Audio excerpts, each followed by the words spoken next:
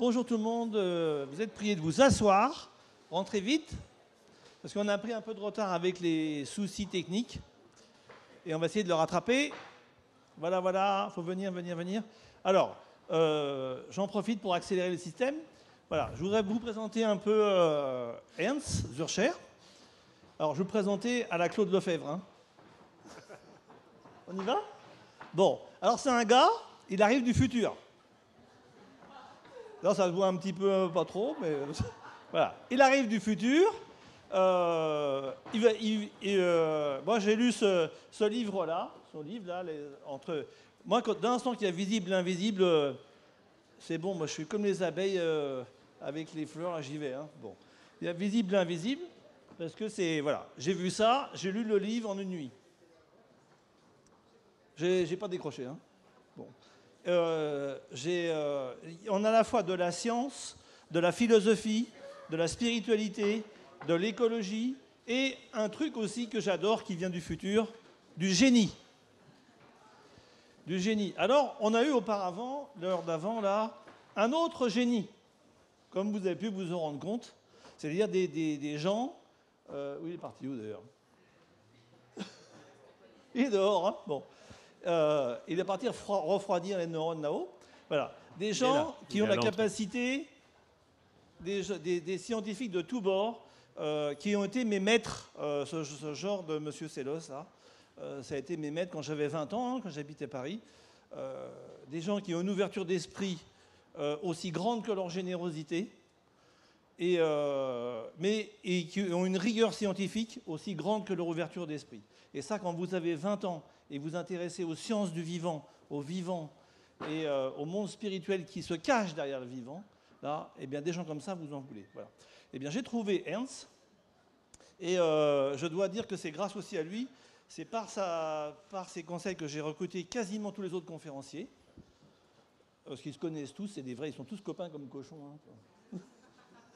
Voilà. Donc, je vous présente un homme qui arrive du futur et qui n'hésite pas à remettre en question, il va induire un changement de paradigme, une autre représentation de l'arbre et du vivant. Voilà, à toi. Merci. Merci.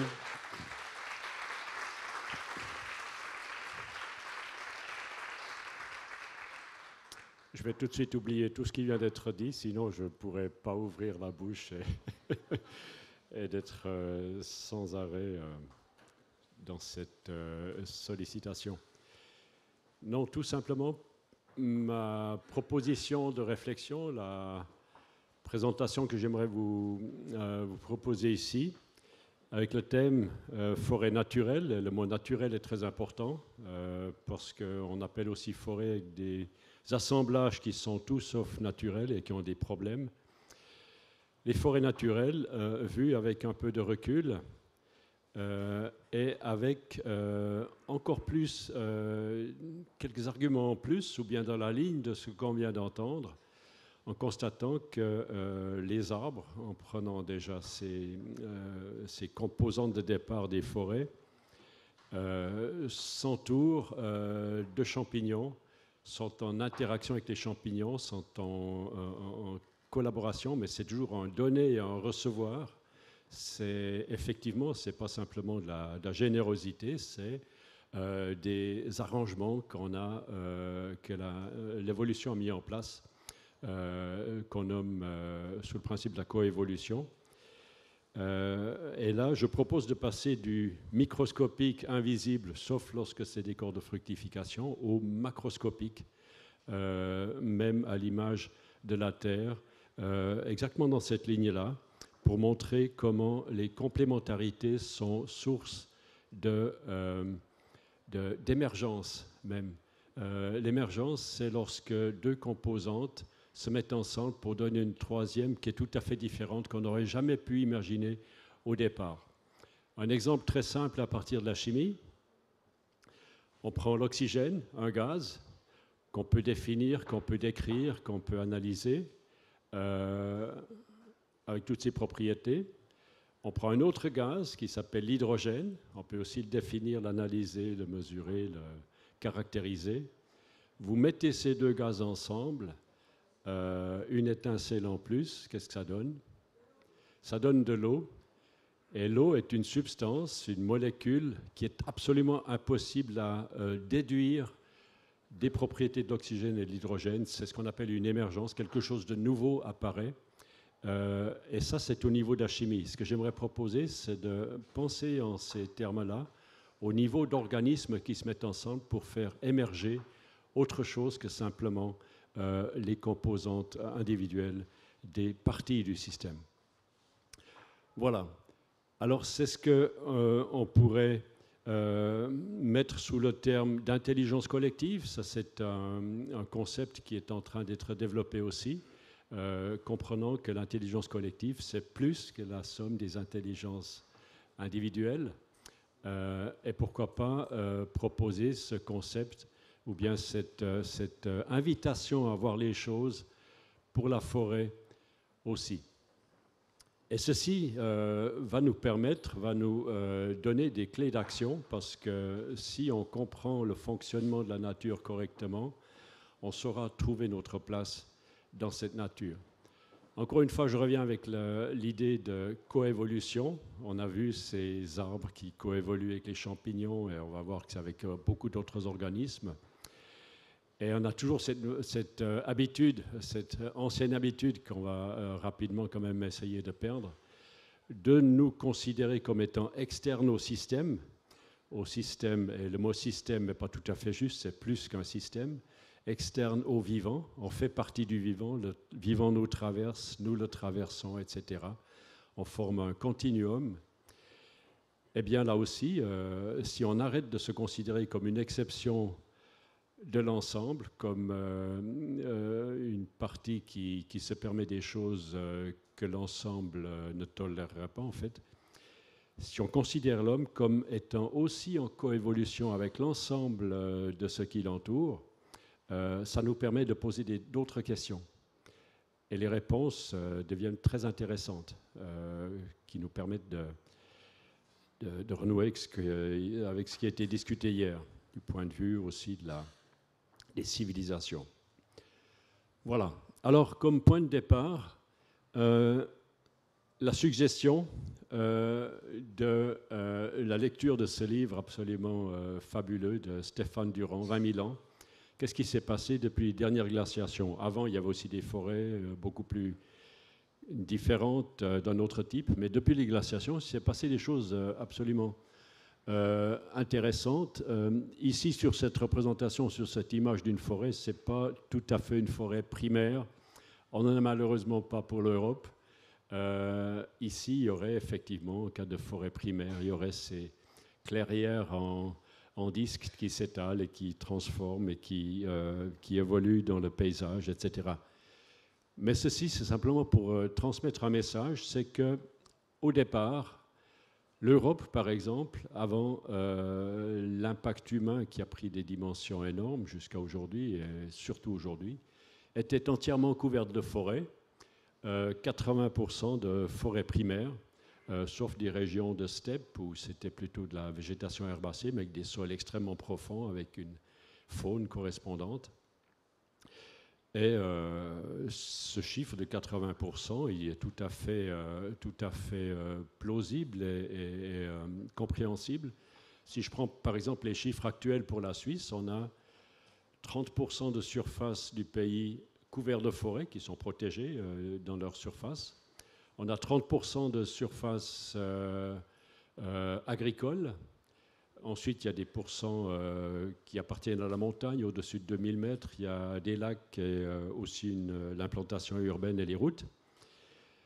Mais ça veut dire qu'avant, la Suisse avait en tout cas plus 30% de végétation forestière. Et les 30% agricoles ont été pris aux 60% de forêt de ce pays alpin. Voilà. Alors, qu'est-ce que ça signifie ? Un message, c'est que la nature s'enveloppe de forêts spontanément, partout où c'est possible. Les premières îles ont été découvertes avec un couvert forestier. La Méditerranée a été décrite comme étant entièrement boisée. Platon le décrit encore, mais déjà à l'époque de Platon, ça n'était plus le cas. C'était déjà dévasté, déjà l'érosion, déjà la transformation du climat. Et d'autres régions sont encore complètement ou partiellement couvertes de forêts de cette manière-là. Et l'homme a pris ces surfaces forestières mises à disposition, entre guillemets.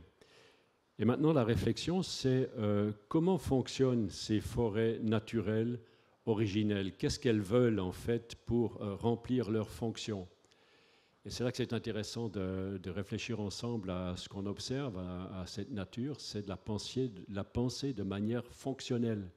Quelle est la fonction du champignon par rapport à l'arbre? Quelle est la fonction de l'arbre pour le champignon? Et là, lorsqu'on pense en termes de fonctionnalité, on entre dans l'invisible, parce que les fonctions ne se voient pas, elles ne peuvent que se penser, elles ne peuvent que se comprendre. Mais on ne voit pas les fonctions. Les fonctions sont des compréhensions, sont des accès à plus de compréhension de ce qui est visible. Voilà, alors comment fonctionnent ces forêts naturelles? Alors, spontanément, et ça nous ramène au principe de ces forêts primaires qui ont malheureusement disparu d'Europe, ou bien presque, et qu'il faudrait remettre en place. Lorsqu'on survole une forêt primaire, comme on les connaît d'ailleurs, lorsque vous survolez cette forêt, vous n'allez jamais voir 1 mètre carré de terre nue. La terre s'enveloppe de végétation, et lorsque c'est possible, c'est de la végétation arborée, c'est le maximum de végétation possible. Et déjà un principe que l'agriculture est en train de recomprendre. La terre nue, c'est quelque chose qui n'est pas propre au fonctionnement de la nature. Alors cette forêt constitue une enveloppe comme on a vu avant, et lorsque c'est un massif forestier limité, il est peut-être bordé, il borde une rivière, il borde peut-être une zone extrêmement superficielle avec des rochers superficiels où il n'y a que de la végétation herbacée. Et comment la forêt jouxte-t-elle avec ces autres formes du milieu? Quelle est l'interface entre la forêt et l'extérieur à la forêt? Là, c'est une question intéressante parce que les interfaces sont les endroits où les choses se passent. Et pour la forêt, l'interface, c'est naturellement le continuum de la canopée, qui protège l'intérieur de la forêt. Et en bordure de forêt, vous avez la lisière forestière, qui est encore autre chose que l'intérieur forestier. La lisière forestière est beaucoup plus riche en espèces d'arbustes, d'arbrisseaux et de plantes annuelles. D'épineux aussi, alors qu'on n'en trouve pratiquement pas à l'intérieur de la forêt, en tout cas la forêt tempérée de chez nous. Donc la forêt constitue quelque chose qu'on propose maintenant aussi comme nouveau concept, comme nouveau terme. Aussi bien on parle de l'hydrosphère, la Terre entourée d'eau, on parle de la biosphère entourée de vie, mais il faut être un peu plus différencié. La biosphère, bien sûr, c'est la vie. C'est trop général, on ne peut rien faire avec des termes trop généraux. C'est vouloir écrire un texte avec 3 lettres. C'est compliqué. Alors que si on différencie les concepts, ça devient des outils très utiles. Donc la biosphère, je propose de lui donner une particularité liée à l'existence des arbres, les êtres majeurs de cette biosphère, et la proposition du concept de la sylvosphère. La sphère formée par la forêt en tant que quantité locale d'un paysage, quantité au niveau d'un continent, et quantité au niveau de l'ensemble de cette biosphère. Et si on parle de biosphère, on peut sans problème aussi parler de la Terre comme étant un organisme. Ce n'est pas simplement un système. La notion de système, on la tire de notre manière de comprendre la mécanique, comprendre l'électronique, etc. Ça, c'est des systèmes. Mais est-ce que la Terre est un système? Si je pose la question à nos amis africains, ils vont d'abord demander, mais qu'est-ce que vous appelez système, en fait? Nous, on parle pas avec des systèmes, en fait. Nous, on parle avec des entités réelles. Donc ici, l'organisme Terre est la référence ultime. Et pour la forêt, localement, lorsqu'on lui laisse se développer à sa manière, elle va constituer la sylvosphère, et l'intérieur de cette sylvosphère est très différent de l'extérieur. Il fait En été, vous allez entrer en forêt, il fait frais, il y a de l'ombre. Vous mettez la main dans l'humus forestier, c'est un humus frais et humide. L'ionisation de l'air à l'intérieur de la forêt est différente. La couleur de la lumière est différente. Vous êtes dans un dôme de verdure et ce n'est pas anodin d'être plongé dans cette lumière-là plutôt que si c'était une lumière rouge, par exemple, ou une autre. Voilà, ça c'est la sylvosphère qui permet à la forêt de délimiter son intérieur par rapport à l'extérieur et de protéger son intérieur, parce que l'intérieur de la forêt, c'est ce qui lui est le plus précieux, c'est le cytoplasme de la forêt avec aussi des vacuoles. C'est là que tous les processus de vie ont lieu. Et grâce à quel élément ces processus vitaux ont-ils lieu entre les champignons, les arbres, les champignons et les bactéries? C'est toujours avec l'eau. Et la sylvosphère permet à la forêt de protéger son plus précieux, c'est l'eau du sol forestier. Et ce qui est intéressant, c'est que la forêt n'a même pas besoin d'avoir accès ou bien d'utiliser toute son eau à disposition. Elle en diffuse une partie dans la nappe phréatique pour alimenter le reste du paysage ou de ce qui entoure la forêt. Voilà, alors maintenant c'est intéressant, on a réfléchi en termes de carbone avant, en termes d'azote. On se demandait où va l'un, où va l'autre, où est placé l'un, où est placé l'autre. Les champignons sont relativement riches en azote par rapport au végétal photosynthétique, annuel et arboré. Et lorsqu'on parle de forêt, de sylvosphère, on peut se poser la question, est-ce que cette forêt, c'est simplement du végétal? Et là encore, il faut distinguer, il faut comprendre que la forêt, ce n'est pas seulement du végétal, comme ce qu'on essaye de faire lorsqu'on fait des plantations monoculture, on veut que du végétal et tout le reste, on l'élimine, on l'empêche de se développer. La forêt, c'est du végétal et de l'animal. C'est de la flore et de la faune. On ne peut pas penser la faune sans la flore. Mais maintenant, on réalise de plus en plus qu'on ne peut pas penser la flore sans la faune. Coévolution. La coévolution les a amenés ensemble dans ce stade-là, de même qu'on ne peut pas penser le pin en Amérique du Sud sans la flore microbienne du champignon. Ça a qu'évolué ensemble et lorsqu'on les sépare, ça ne fonctionne plus. Ici, la même chose. Cette forêt, c'est du végétal et de l'animal. Et maintenant, la réflexion, c'est mais quelle est la fonction de l'animal, de la part animale, de la part faunistique? Là, je vais parler simplement de la mégafaune, mais c'est exactement la même chose que pour les champignons riches en azote. Ça permet de venir à une nouvelle compréhension de la biologie que Bruce Lipton a développée en 2018 au niveau de la biologie moléculaire, la biologie cellulaire. Lipton a compris qu'il faut comprendre les cellules aussi de manière différenciée. Naturellement que chaque cellule, que ce soit une cellule avec noyau ou sans noyau, c'est égal. Il n'y a pas besoin d'avoir un noyau pour être vivant. Que ce soit un unicellulaire ou un pluricellulaire, nous on a des milliards de cellules, il y a une constante parmi tous ces organismes vivants, qui n'est donc pas le noyau, puisqu'il n'est pas forcément nécessaire. Cette constante, c'est la configuration, c'est l'élaboration d'une membrane cellulaire. La membrane de protection, c'est la partie de l'organisme la plus essentielle. On se souvient de la sylvosphère, cette enveloppe végétale qui protège l'intérieur permet à l'ensemble de fonctionner. Eh bien, au niveau cellulaire, on peut proposer cette membrane. Ici, elle est double, c'est une double membrane phospholipidique. Il y a du phosphore, il y a des lipides, mais c'est surtout du carbone, de l'oxygène et d'hydrogène et un peu de phosphore. Et cette membrane, Lipton la voit plus différenciée que jusqu'ici. Elle est en fait dotée de certains endroits qui sont plus compliqués. Il parle de protéines intégrales. Certaines sont traversent la membrane cellulaire, formant des tubes. Et là, c'est déjà fabuleux ce qui se passe au niveau de ces tubes. C'est des tubes qui permettent d'absorber des substances, de manière dosée. La plante, c'est exactement ce qu'il faut absorber. Bien, le champignon fonctionne de la même manière.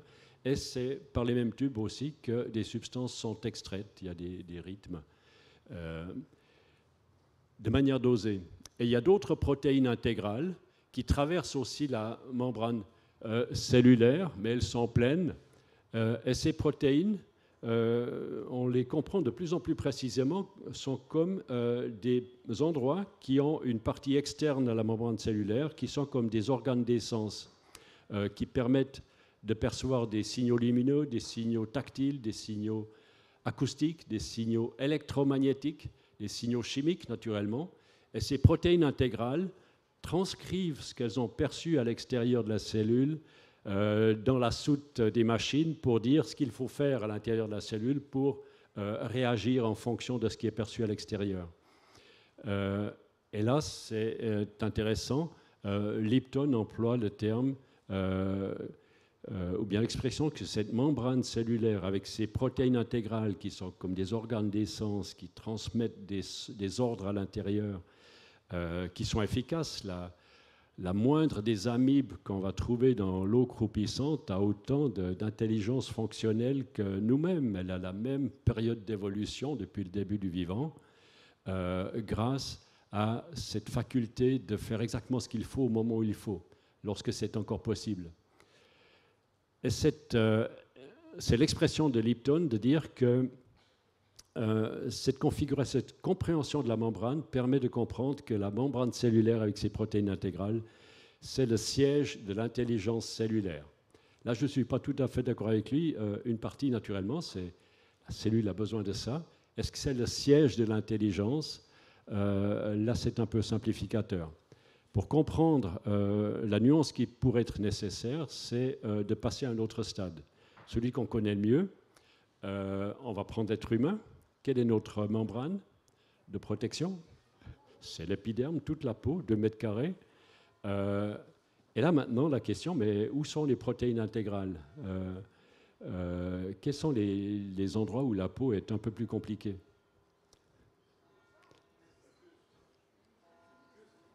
Les muqueuses, oui, c'est des endroits où la peau a une autre configuration.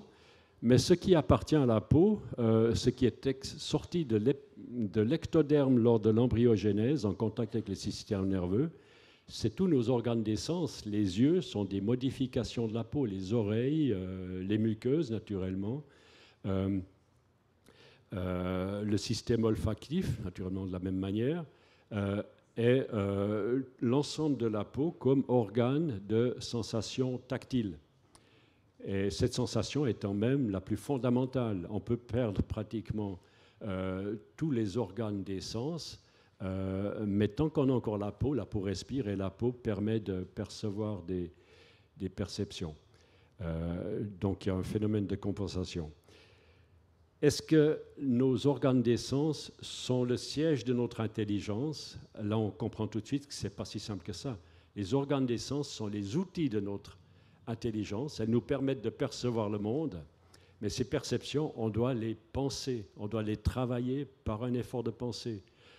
Tant que vous aurez vu une chose avec le regard vide, sans avoir la bonne question et sans avoir trouvé la réponse à votre question par rapport à la perception, cette perception... soit vous vous cassez la figure dedans, vous n'avez pas réalisé son importance, soit elle n'existe pas pour vous.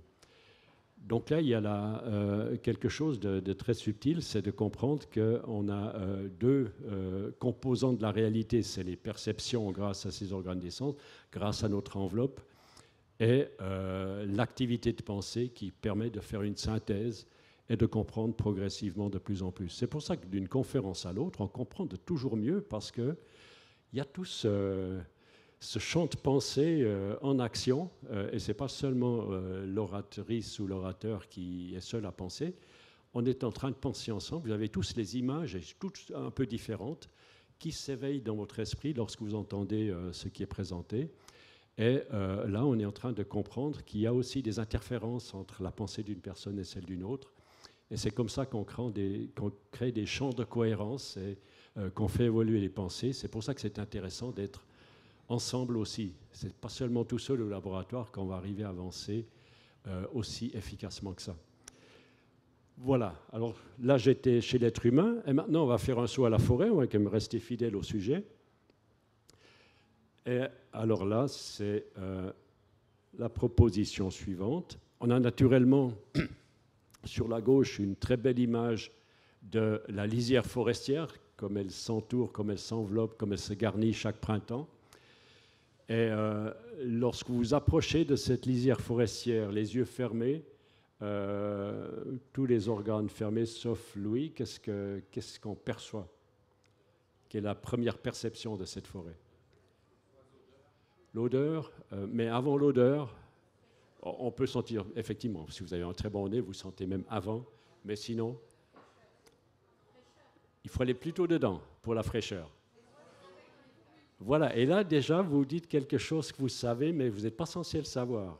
Lorsque vous approchez de la forêt au printemps, vous allez là avec votre petit enfant de 2 ans et demi, de 3 ans, mais il ne faut pas trop leur raconter les choses, il faut vivre les choses de manière nouvelle, fraîche, j'appelle ça la pensée magique peut-être, la pensée spontanée, c'est d'arriver à la forêt et la première perception acoustique, c'est une forêt qui chante, une forêt qui siffle, une forêt qui bourdonne, une forêt qui stridule, etc. C'est la première perception de la forêt. Il faut beaucoup s'approcher de la forêt et parfois beaucoup observer pour voir que ce n'est pas des feuilles qui tombent verticalement, mais elles vont d'une branche à l'autre. Et certains ont trouvé que ce n'était pas tout à fait du végétal, c'est de l'animal, c'est de l'oiseau qui chante. Et là, on peut faire ce pas aussi en se disant, mais ces oiseaux qui chantent, est-ce que c'est simplement des oiseaux qui chantent pour eux-mêmes ou est-ce que c'est peut-être aussi autre chose? Parce qu'on peut être un organisme et l'organe d'un organisme d'ordre supérieur, comme l'arbre est un organisme, mais il peut aussi être, en se mettant ensemble avec d'autres arbres, l'organe de l'organisme forêt. Maintenant, lorsque vous approchez, vous entendez siffler tout ça, ces stridulations, vous les identifiez. Est-ce que l'insecte ou l'oiseau n'est que oiseau ou est-ce qu'il est partie du système coévolution, bien de l'organisme coévolué, forêt-oiseau? Alors, dans ce sens-là, examinons un peu cette lisière forestière, faite aussi de beaucoup d'arbustes épineux. Eh bien, la lisière forestière héberge la plus grande biodiversité végétale, mais aussi la plus grande biodiversité animale. Elle est l'endroit où les animaux se sentent en protection. Ils vont plutôt nicher en lisière. L'intérieur de la forêt, une forêt primaire, Francis Allais le décrit toujours et encore, est relativement vide. La forêt, on se déplace facilement dans une forêt primaire. Si elle est secondaire, là, c'est déjà différent. Mais la lisière forestière est toujours extrêmement étoffée et elle abrite la faune. Et qu'est-ce qui se passe avec cette faune?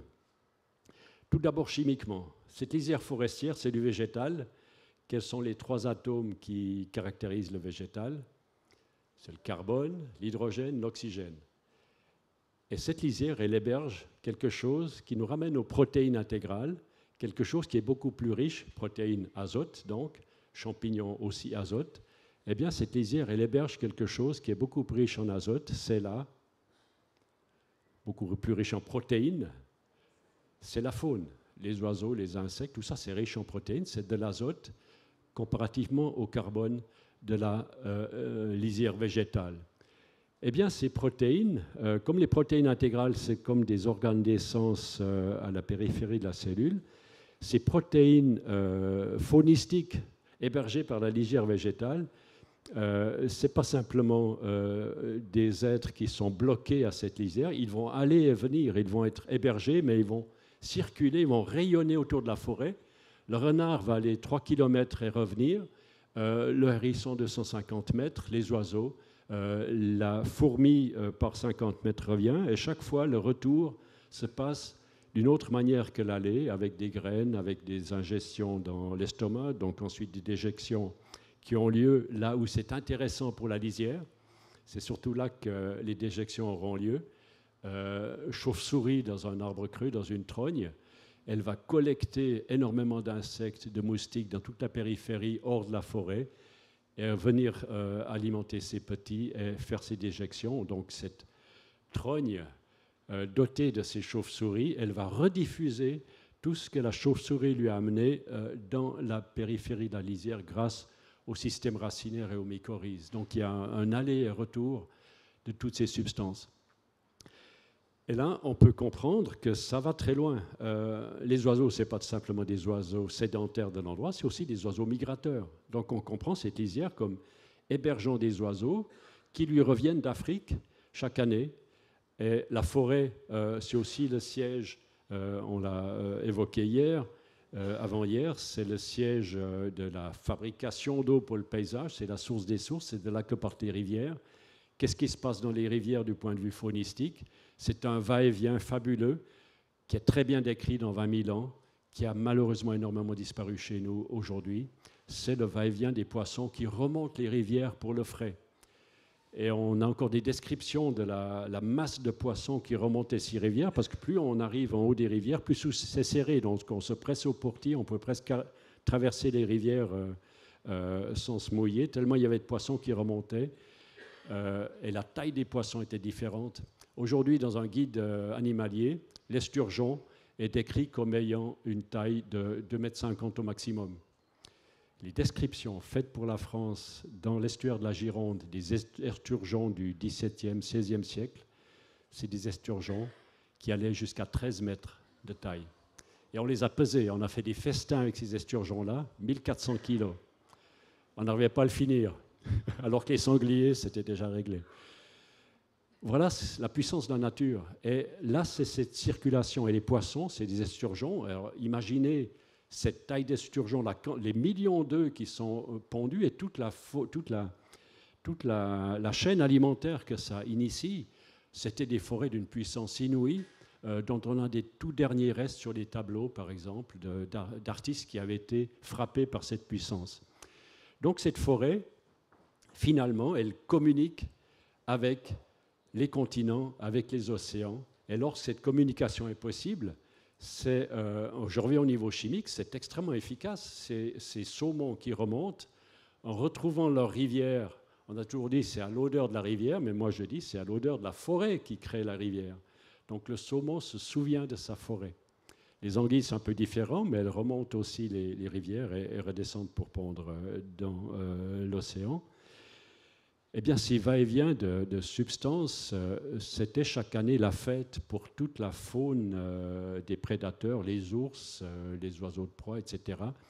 Tout cet afflux de poissons qui remontait, c'était une fête incroyable.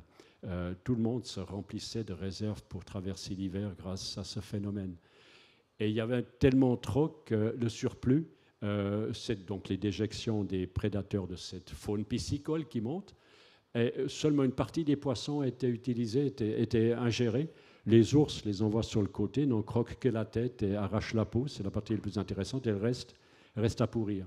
Et c'est là que poussent les plus grands arbres du monde. Les grands séquoias, c'est près des rivières, à saumon et à ours. Et là, j'ai parfois l'impression que le bois de ces séquoias, peut-être qu'il a un tout petit goût, une petite odeur de saumon. Est-ce qu'il est fumé ou pas? Je ne suis pas sûr. Voilà. Là, j'ai un peu posé la proposition, c'est que les forêts, c'est des organismes végétaux et faunistiques. Et cette interaction, se donner et se recevoir, c'est plus simplement que des intérêts individuels. C'est une notion qui apparaît trop peu dans notre compréhension de la forêt. C'est la notion de profusion. Bien sûr, il y a la concurrence lorsqu'il y a trop du même.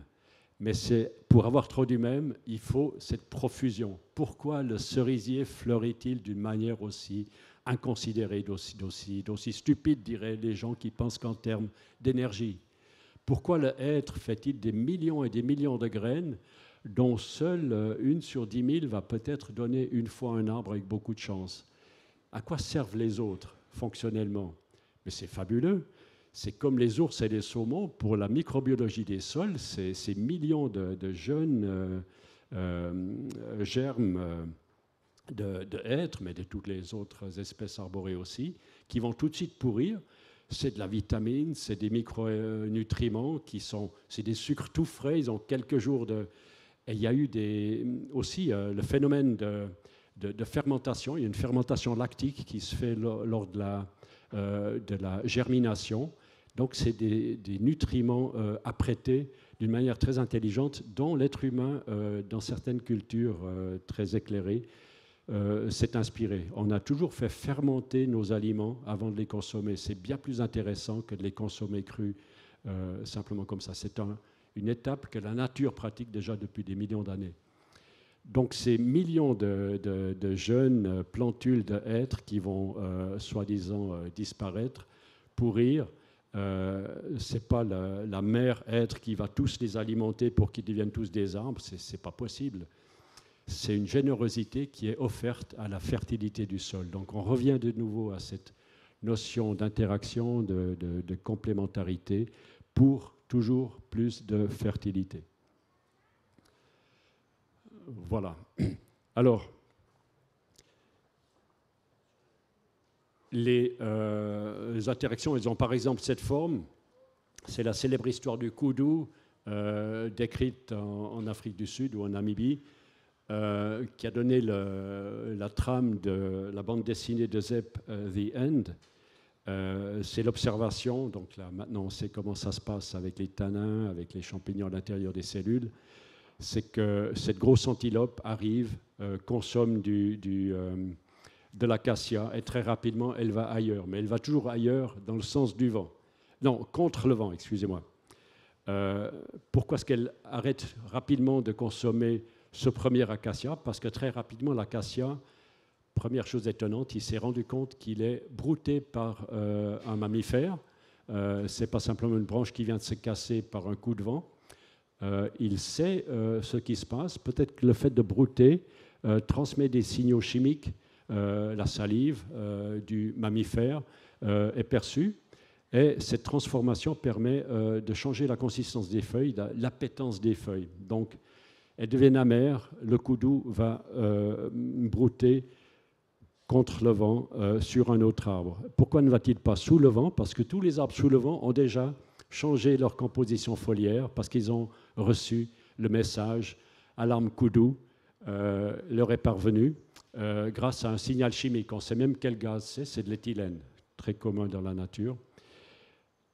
Donc tout ça, est-ce que c'est simplement compliqué ou est-ce que ça fait sens? Si on pense de manière inverse, si on se disait si ce premier acacia ne faisait pas ça, il se ferait entièrement consommer parce que l'énergie nécessaire pour se nourrir est quand même importante. C'est aussi une des composantes, mais pas la seule. Donc le koudou est quand même de tendance à économiser son effort pour garantir ensuite sa reproduction, etc. Alors, si l'ensemble de l'arbre était disponible, le koudou le mangerait complètement. Donc théoriquement, cet arbre serait plutôt en train de mourir que d'être capable de se régénérer. Donc on aurait, au pied d'un arbre mort, le maximum de déjection, parce que c'est ça qui est intéressant. Dans cette interaction, on en a parlé avant, animal-végétal, c'est la transformation du végétal par l'animal qui l'enrichit en azote. C'est toujours cet azote et ce carbone qui vont de l'un à l'autre. C'est pour ça que les grands mammifères chez nous sont indissociables d'une fertilité des sols agricoles. On a besoin de la vache, on a besoin du ruminant pour faire cette transformation aussi par processus de fermentation. Alors le koudou est obligé d'aller sous tous les arbres. Ça veut dire simplement que les acacias pensent en termes de communauté de cette espèce. Et c'est bien plus intéressant de disséminer les bienfaits du koudou auprès du maximum d'acacias possible que simplement au pied d'un acacia en train de mourir. Voilà, c'est donc ainsi que fonctionnellement les choses deviennent intéressantes, mais toujours dans cette interaction de faune et de flore. Et ça nous permet aussi de comprendre pourquoi on a besoin de grands mammifères partout en interaction avec nos systèmes de production végétale. On ne va pas reprendre la thématique du véganisme, mais on y est en plein. C'est exactement ça. Donc ça nous donne progressivement des pistes quand on pense cette intelligence collective, parce qu'il se passe plus que simplement ces composantes, cette idée de profusion, de générosité, de toujours plus de fertilité. Ce n'est pas simplement du calcul de mercerie entre l'un et l'autre, c'est ensemble on fait des miracles. Et c'est ça qui attend encore d'être mieux découvert. Donc voilà les forêts, c'est des enveloppes de protection de la terre. qu'il faut reprendre en considération parce que lorsqu'on les décime, on transforme le climat et c'est actuellement le cas. Pour la Terre, combien de minutes encore? 10, très bien. Pour la Terre, l'endroit le plus précieux en tant qu'organisme, c'est la ceinture équatoriale, c'est l'enveloppe végétale maximale de la Terre et c'est là-bas qu'on a le maximum de biodiversité végétale et animale. Si vous enlevez cette ceinture équatoriale, si on continue de détruire l'enveloppe équatoriale au niveau de l'Amazonie, on transforme complètement le climat de la Terre. Ça, je l'ai déjà décrit plus précisément ailleurs. Voilà ce qui se passe. C'est ces immenses rivières volantes ou bien ces fleuves volants qui ont un sens inverse à l'Amazone qui s'écoule d'ouest en est. Et ces rivières volantes, alimentées par les forêts, des masses d'air humides et chaudes, vont tempérer l'Amérique du Nord, tempérer l'Argentine et équilibrer le climat, éventuellement même alimenter le Gulf Stream dont profite l'Europe. Tout ça grâce au bassin forestier amazonien, sans oublier sa faune, parce que la faune est essentielle au fonctionnement de ces écosystèmes. Voilà, j'avais déjà mentionné ça, la forêt reçoit 100% des précipitations, elle en utilise 50 à 70% pour son propre fonctionnement, par évapotranspiration pour alimenter la photosynthèse. Elle fait donc de la biomasse, elle fait de la biodiversité, et il reste un surplus de 30 à 50% que la forêt protège et laisse diffuser. Voilà, ça c'est une clé essentielle pour remodeler nos paysages du futur parce qu'on aura toujours besoin d'eau et les forêts sont la forme la plus sûre et la plus intéressante de stockage de l'eau et de diffusion en termes lents. Voilà, on a parlé de mélange, de donner et de recevoir et les forêts s'associent pas au hasard, c'est des associations forestières électives. Chaque arbre ne se met pas spontanément avec les autres. Il y a aussi une succession dans le temps, comme on a entendu pour le bouleau, qui fait de l'ombre, qui donne la place à des essences de semi-lumière, de semi-ombre, et ensuite des essences du climax. Mais côte à côte, vous avez des essences qui se stimulent mutuellement. Lorsqu'on plante du chêne et du tilleul séparément, ça pousse moins bien que lorsqu'on les met en mélange avec le même espace de plantation. Là, je parle simplement d'essais expérimentaux en plantation. Le chêne pousse 23% mieux lorsqu'il est alterné avec le tilleul, et le tilleul pousse 31% plus fort que lorsqu'il est obligé de pousser seul. Voilà, là c'est déjà aussi quelque chose comme de l'émergence ou bien comme du plus que la somme des composantes. Pourquoi cela fonctionne-t-il tellement mieux lorsque c'est ensemble? Donc, on comprend, ça avait été évoqué avant, les systèmes racinaires ne sont pas au même niveau, les facultés de s'associer à des champignons ne sont pas les mêmes. Donc, chaque champignon fournit certains microéléments, certains sels minéraux qui ne sont pas les mêmes que ceux de l'autre espèce d'arbre, etc.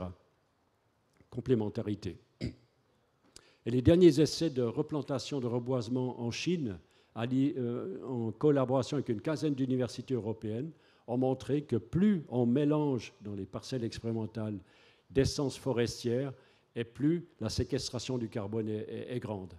Le maximum, c'était 16 essences mélangées par rapport à 1, 2 ou 3, et 16, c'était le maximum. Et ensuite, ça se resimplifie parce que certaines des essences du mélange que l'homme a mis en place ne sont pas compatibles, donc elles sont éliminées. Mais alors, ce qui est compatible, dure et très, très résilient.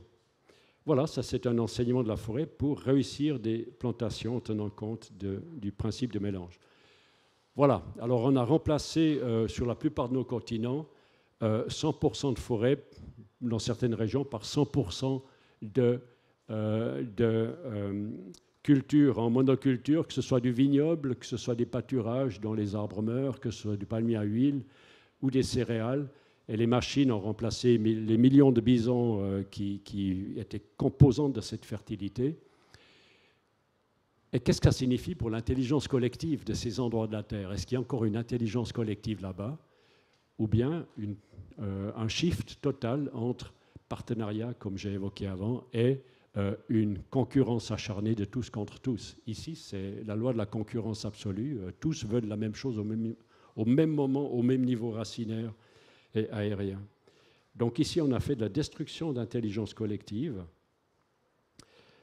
Et l'analyse, le nouveau paradigme de l'eau est intéressant. Il comprend que le couvert végétal de la Terre est complètement différent quant à ses effets sur le rafraîchissement. On parle de remettre des arbres dans les villes en termes d'îlots de chaleur pour les empêcher, pour tempérer les villes. Mais il faut remettre des arbres dans tous les paysages pour les tempérer parce que ça devient trop sec et trop chaud. Et c'est ce modèle-là, comme il est décrit sur la gauche, c'est quantifié, c'est naturellement des chiffres simplificateurs, qui montrent la différence entre un couvert végétal multi-étage, aussi avec des zones humides, mais productif agricolement, comparativement à un autre qui est simplement en 2 dimensions, où la composante arbre et aussi la composante zone humide a disparu, qui ne rayonne que de la chaleur, qui renvoie de la chaleur et source aussi de réchauffement climatique. Donc la permaculture, on peut y réfléchir. Comment réintégrer la matière organique dans les sols? Il ne suffit pas, naturellement pas simplement de reprendre ce carbone et de le mettre dans les sols, mais il faut surtout aussi faire un effort pour en émettre moins, pour vivre autrement, pour réduire ces émissions d'origine fossile. Ça, c'est évident, j'espère. Mais la solution va consister à redonner de la fertilité au sol, ou alors, lorsque c'est des composants du bois, utiliser le bois de manière intéressante dans le bâti qui stocke aussi le carbone. Voilà. De manière étonnante, il y a pratiquement autant de carbone au sol, dans les terres, dans la surface superficielle et même en profondeur, parce que les racines des arbres vont parfois très loin en profondeur et à un moment donné, elles vivent, elles se décomposent et tout ça, c'est du carbone qui est mis à disposition pour la faune du sol également. Donc, regardons sur les sols ce qui s'y passe. C'est en fait extrêmement important pour les gérer correctement. Donc, voilà les mains de... Est-ce que c'est les tiennes? Voilà. Comment faire passer un sol de ce type-là à un sol de ce type-là? On a la solution. Mais ça ne sera pas sans les arbres. Pour redonner, comment à gauche, cette consistance des sols forestiers avec beaucoup de matériaux ligneux, de la lignine, qui est un retardateur de décomposition. Les champignons qui décomposent la cellulose sont beaucoup plus rapides que ceux qui décomposent la lignine. Donc ici, on arrive à faire gonfler les sols et les maintenir gonflés avec cette capacité de stockage d'eau. Voilà, la loi de Pareto, est-ce qu'il faut remplacer entièrement l'agriculture par de la forêt? Non, bien sûr que pas. On est partie de l'ensemble, on doit coopérer, collaborer et trouver un juste modus vivendi. Et notre proposition, c'est qu'est-ce que ça donne si on remet 10% du territoire sous forme de forêt, de cordons boisés, de haies, de ripisylves, et parmi ces forêts, une part de forêts intégrales qui sont vraiment le trésor de biodiversité et de génétique, et autour de ça, des forêts gérées de manière naturelle, conforme aux lois de la nature. Et cette loi de Pareto dit que c'est absurde et c'est contre-productif de vouloir obtenir 100% des résultats. Avec 20% d'efforts, on obtient 80% du résultat. Et s'il faut obtenir 100% du résultat, il faut ajouter 80% d'efforts. Et ça, les gens un peu lucides comprennent que ça n'est pas intéressant. Ici, une image d'un essai agroforestier fait en Suisse. On a remplacé 20% du territoire par des arbres fruitiers. La productivité globale est supérieure que si on séparait les choses, comme avant, pour les chênes et les tilleuls. Donc, comment faire jouer cette intelligence collective, ce va-et-vient de la faune et de la flore, cette circulation, c'est donc remettre en place des flux de substances, des flux d'énergie, des flux d'espèces, des corridors de biodiversité, pour que ça circule, pour que ce soit libre aussi de circuler, et recréer un maillage du territoire, sachant que le bocage, l'apogée du bocage était beaucoup plus riche en faune que la forêt fermée d'avant. Les études ont montré ça, parce qu'une forêt fermée Et là, de temps en temps, des clairières qui sont intéressantes, mais sinon, c'est beaucoup plus simple comme composition végétale et animale. Lorsque vous ouvrez la forêt avec des bocages, mais il faut garder naturellement la base végétale et animale intacte, naturellement, eh bien, vous créez des microclimats. Un bocage, c'est à la fois des fronts exposés au sud, des fronts exposés à l'est, à l'ouest et au nord. Et selon la face la composante du bocage, vous aurez une autre végétation, une autre faune au nord qu'au sud, à l'est et à l'ouest. Donc ainsi, on différencie et on crée une explosion de la diversité. Et ça, c'est de main d'homme. Donc, réfléchissons dans ce sens-là et réalimentons ou bien réaménageons nos vignobles aussi en mettant des haies en espace suffisant avec les champs d'oiseaux. Voilà, juste ici pour terminer, ce qu'on peut rêver pour nos paysages. Là, c'est un paysage typique d'Europe centrale, de Suisse, une ferme avec des champs.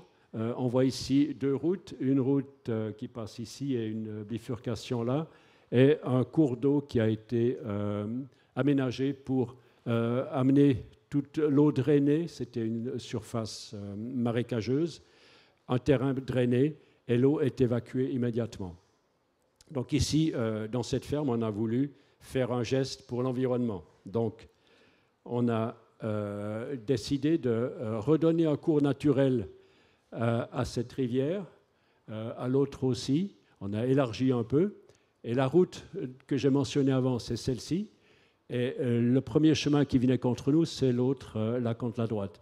Mais ils en ont profité pour réaménager tout un réseau de routes bien bétonnées. On imagine ce que ça a coûté. Ils étaient subventionnés pour ça. C'est venu en plus en cadeau de la renaturation de ce cours d'eau. Et on a aménagé une surface humide où, là, effectivement, il y aura un libre cours à la végétation humide et la faune qui correspond. Voilà ce qu'on en a fait, puis on appelle ça évolution écologique. Mais le bilan carbone de tout ça, combien d'énergie a-t-il fallu pour construire ces routes comparativement à ce qu'il aurait fallu seulement pour réaménager le cours d'eau, c'est une question naturellement ouverte. Alors là, c'est sur le plan, ça c'est le plan actuel où les nouvelles routes sont déjà mises en place. Avant, c'était un plan c'était une situation plus ancienne. Mais c'est un paysage qui est resté vide, sauf quelques arbres fruitiers, un bloc forestier ici, un bloc forestier là-bas. Et tout ça, c'est un paysage entièrement vide, autrefois occupé par de la forêt humide.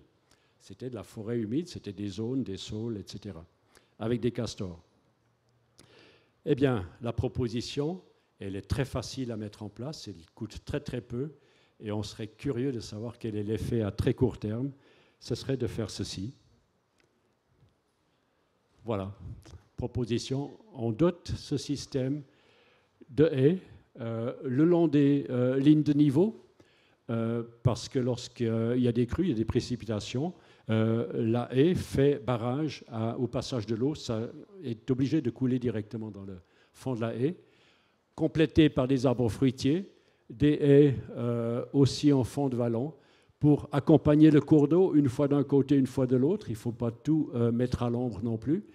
Accompagner la zone humide et surtout créer une trame continue pour qu'une forêt soit associée à l'autre au moyen de ce corridor de biodiversité. Ici, j'ai simplement mis 10% de la surface en haies et on est persuadé que la fertilité du total est bien supérieure que le statu quo actuel. Voilà, ça c'est faire fonctionner l'intelligence collective dans nos systèmes actuels. La nature ne demande qu'à nous aider pour cela. Voilà, les pâturages boisés, on pourrait réfléchir aussi. Voilà, juste ça pour terminer. Lorsque on regarde les derniers développements de la biologie, on a passé à l'étape de faire de la bioacoustique, c'est-à-dire on enregistre les sons émis par un être pour savoir à peu près son mode de fonctionnement, son niveau de santé. On met des micros dans les sols pour savoir l'intensité de vie des sols. Et c'est très intéressant, comme on entend craquer, croquer, etc. Ça bouge pas mal dans ces sols. Et plus le niveau acoustique est fort, et plus c'est signe d'une vie intense. Et donc on a passé de la bioacoustique pour un organisme à l'écoacoustique. C'est l'analyse de tout un système écologique au moyen de l'expression sonore. Donc là, on apprend vraiment à écouter l'écologie, écouter le système écologique, écouter la forêt, comme je disais avant. Et ce que ça donne, c'est fabuleux, c'est ce qui est fait pour les forêts tropicales. Vous avez le soir à 6 heures, c'est comme si on mettait la forêt en route, on mettait l'interrupteur et la forêt se met à vibrer, c'est assourdissant. Et toute la nuit, vous avez le chant des insectes, les chorales d'insectes, les grenouilles à différents niveaux, ici sur la droite, et ça continue la nuit, et ça finit en apothéose le matin. Bon, c'est un de mes chocs émotionnels les plus inattendus. C'est le matin, l'apothéose de ce concert nocturne, ce tintamarre nocturne de la forêt tropicale, c'est les singes hurleurs. C'est encore une couche de plus. Ils sont mentionnés ici, c'est les singes hurleurs qui finissent. Et sitôt que le soleil se lève, tout tombe. Il n'y a plus qu'un discret chant d'oiseaux, mélange de chants d'oiseaux et d'insectes. Voilà, ça c'est l'écoacoustique, c'est l'image, ici c'est l'image, mais c'est le reflet sonore de l'intensité de vie d'un système. Et là, on n'est pas obligé d'aller analyser les espèces, comme je disais pour l'oiseau. Il n'y a pas besoin de savoir que c'est un oiseau pour que ça nous fasse du bien. Ici, il suffit d'écouter, de mesurer le niveau sonore et d'analyser les différentes composantes sonores pour savoir que ça, c'est un organisme forestier qui fonctionne bien. Alors, on se réjouit de mettre ça en place dans les systèmes agroforestiers, et puis on va laisser jouer matin, midi et soir, et durant la nuit pour voir comment ils retrouvent leur force. Donc, une des choses qu'on commence à comprendre maintenant, c'est dans le sens des protéodies qu'on applique, c'est que les chants d'oiseaux, ce n'est pas simplement une question d'accouplement, de territoire, c'est aussi une question de mieux faire pousser ce dont les oiseaux ont besoin. C'est comme les cigales. Les cigales, je ne sais pas de combien de peu de minutes elles auraient besoin pour s'accoupler en faisant leur chant, mais elles chantent tout l'été. Pourquoi ? Eh bien, probablement que le champ où habitent des cigales pousse beaucoup mieux. Et c'est pour ça que traditionnellement, dans tous les continents, lors du semis, lors du soin aux cultures, lors de la récolte, on chantait. Et la voix humaine a aussi cette capacité d'impacter positivement le végétal et le vivant. Voilà. Donc on a le choix. Ou bien on met en place une agriculture du carbone et de l'intelligence du vivant, et ça c'est l'homme augmenté de plus de nature, de plus de connexion avec la nature, ou bien il y a l'alternative qui est aussi disponible, c'est comment combattre les problèmes climatiques avec encore plus de technologie. Donc on est libre de choisir, on peut en discuter, mais pas tout de suite. Je vous remercie pour votre attention.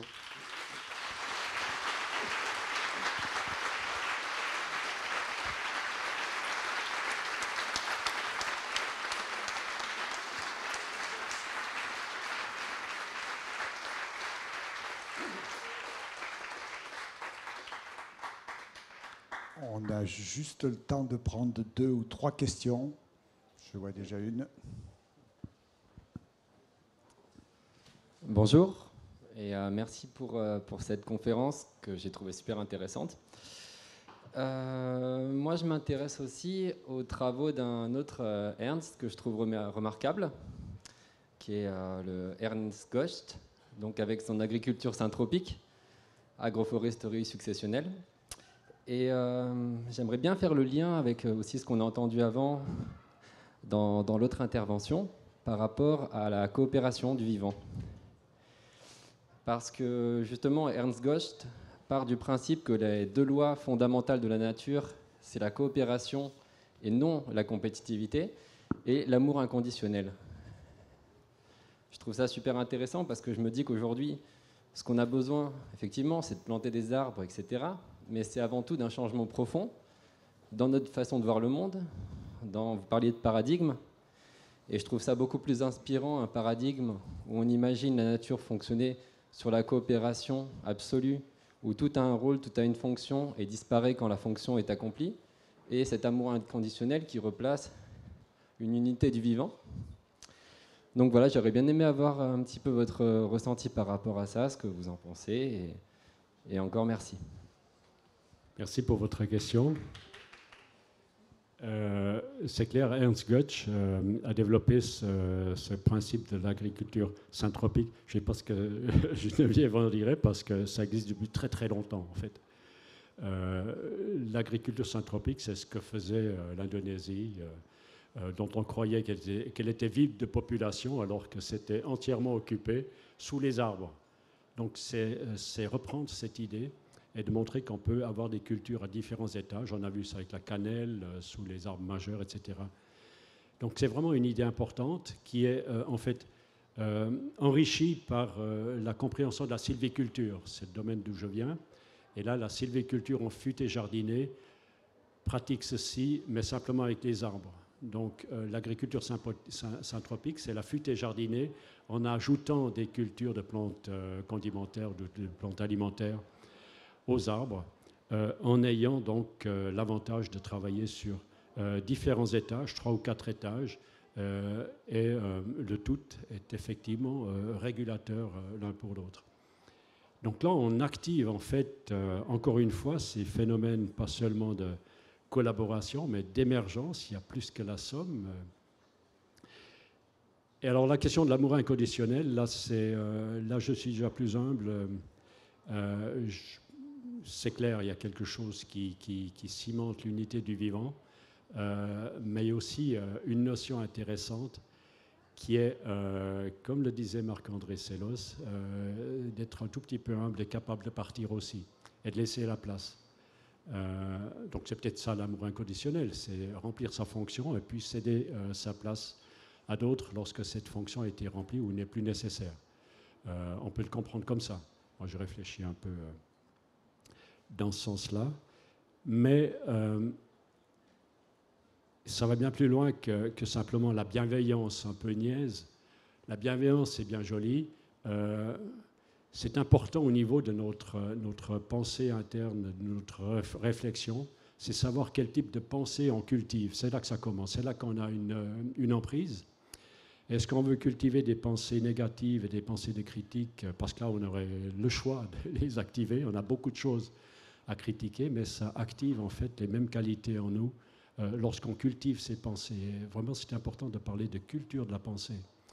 Et si on s'exerce à cultiver des pensées d'empathie et des pensées d'essai d'entrer en communication, simplement par la compréhension, mais aussi une communication à d'autres niveaux, comme certains ont beaucoup de talent pour le faire, là, on cultive une forme de pensée, une attitude qui n'est plus simplement critique au niveau du ratio, c'est aussi quelque chose qui est beaucoup plus empathique au niveau. Et là, la médecine, la neurophysiologie se rend compte aussi qu'on a différents niveaux, différents endroits où ça pense. Le niveau du cœur, le niveau de l'estomac.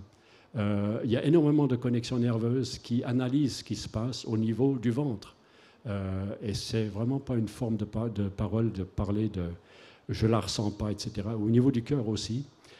Donc c'est ces 3 systèmes de pensée qui doivent être équilibrés de nouveau. Donc cultiver ça, c'est plus intéressant que de rester au niveau du rationnel qui nous a amenés à ces problèmes. C'est l'homme, et là on peut parler de cet impérialisme cognitif qui prétend être le seul à expliquer le monde.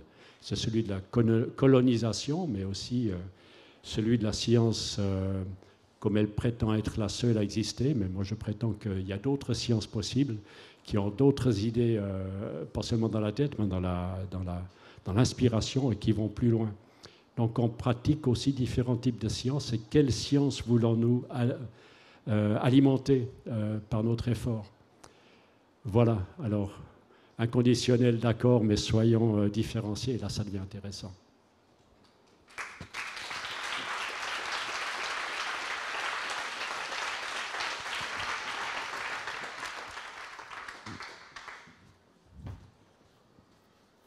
Alors,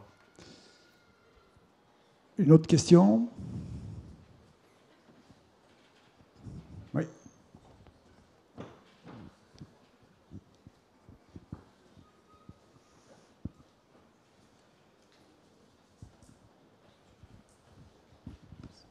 C'est pas vraiment une question, c'est plus un rebond sur ce que vous venez de dire. C'est l'aspect, l'intelligence actuelle est vraiment focalisée complètement sur l'aspect cognitif, enfin tout ce qui est quotient intellectuel, la capacité d'abstraction, et donc du détachement du reste du monde d'une certaine manière.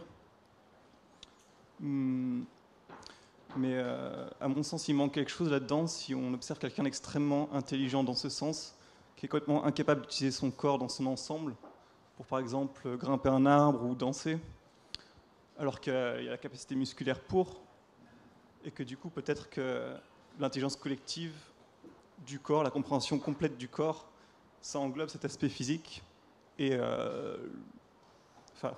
il manque quelque chose au niveau de l'intelligence de cette personne qu'on n'a pas tendance à prendre en compte lorsqu'on l'évalue. Merci, c'est très important cette remarque. C'est utilisant l'ensemble de notre corps, c'est un cadeau fabuleux, c'est un organisme incroyable. Et surtout la marche. La marche, on est fait pour marcher, on n'est pas fait pour être assis. Et toutes les activités qui nous ramènent au passé, l'activité de grimper, l'activité de danser. Pourquoi danser ?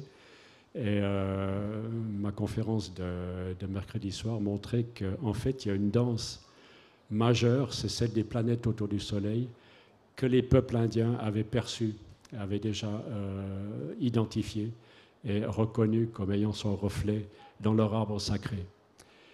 Donc voilà, c'est ça. Et ça commence déjà au niveau de lorsqu'on est enfant, lorsqu'on apprend à faire des choses manuelles, des travaux manuels. Ce n'est pas simplement faire des petits objets, c'est exercer la dextérité manuelle, apprendre à tricoter. Imaginez la quantité de gestes qu'il faut maîtriser pour savoir tricoter. Et si on regarde les cultures africaines, comme je connais, la manière dont on sait tisser les herbes, par exemple, pour faire des récipients imperméables, c'est d'abord d'une méticulosité incroyable. Ça se fait en général par des jeunes qui ont une très bonne vue, et c'est d'une miniaturisation et d'une précision incroyable. Et quelle est l'intelligence qui se développe à cause de ça, ou en parallèle à ça, la flexibilité de l'esprit. Et peut-être que c'est là le génie des peuples plutôt oraux. Les civilisations orales ont quelque chose de tout à fait intéressant. Le mot est faux, là, bien sûr. Tout à fait essentiel. L'arrivée de l'écriture a été éventuellement un moment, une cassure d'une culture qui était beaucoup plus vaste avant. Les druides mettaient 20 ans à apprendre par cœur tout ce qui était à apprendre et continuer de développer les connaissances. 20 ans d'apprentissage par cœur. Et sans en bouger un iota. Mais le mot n'existait pas parce qu'on n'écrivait pas. Et les cultures traditionnelles, indiennes, etc. Mais hier, on parlait des Cherokees qui ont aussi été capables de développer un alphabet. Eh bien, ces cultures verbales, ces cultures orales, quelle est leur flexibilité mentale par rapport à la nôtre, qui est très linéaire? On commence un texte et puis on le finit en bas de page. C'est autre chose lorsque c'est verbal. En Afrique, on avait des fêtes de tous les collaborateurs de notre station de recherche. Et quand on voyait, tous avaient la parole, et quand on voyait le débroussailleur qui devait débroussailler les allées entre les parcelles d'essai, prendre la parole, tout le monde était subjugué, c'était probablement celui qui parlait le mieux de tous. Et les académiciens étaient replacés à leur place. Et lors de cette fête, j'avais juste une petite anecdote, j'avais pris mon arc avec moi. Mon arc, c'est un objet important. Et j'avais organisé une fête de tir à l'arc. C'était au Rwanda, donc la partie de l'Afrique qui est restée la plus longtemps non touchée par la colonisation. Ils se sont défendus contre l'arrivée des Blancs. Eh bien là-bas, c'était une fête de tir à l'arc. Et ce qui est étonnant, c'est que c'est les jeunes filles qui ont gagné.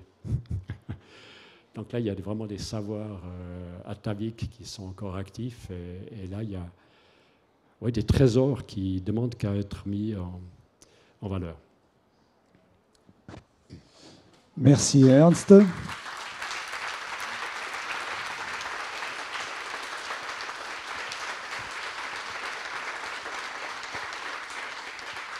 Bon, je vous rappelle que vous pouvez trouver les livres de Ernst à la librairie Cadence qui est présente au fond du chapiteau.